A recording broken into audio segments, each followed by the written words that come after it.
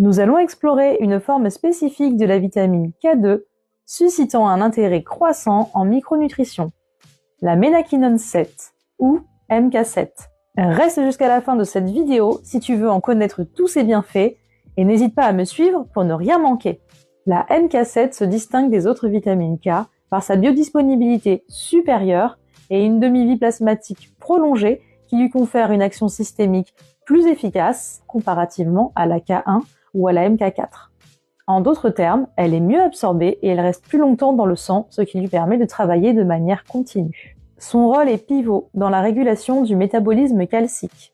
La MK7 active l'ostéocalcine, une protéine essentielle à l'intégration du calcium dans la matrice osseuse, contribuant ainsi à une densité minérale osseuse optimale et à la prévention des fractures, notamment post-ménopause. Mais son action ne s'arrête pas là.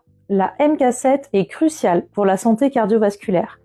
Elle active la MGP, la matrix GLA-protéine, un puissant inhibiteur des calcifications vasculaires. Cela se traduit par une amélioration de l'élasticité artérielle, un facteur déterminant dans la prévention des pathologies cardiovasculaires. Les sources alimentaires majeures de MK7 incluent des produits fermentés, notamment le natto japonais, ainsi que des fromages affinés et des produits animaux. Cependant, il reste souvent insuffisant dans l'alimentation moderne. Il est également important de noter le potentiel de MK7 dans d'autres domaines, comme son rôle potentiel dans le métabolisme des glucoses, et certaines études préliminaires suggèrent des effets sur la prévention oncologique.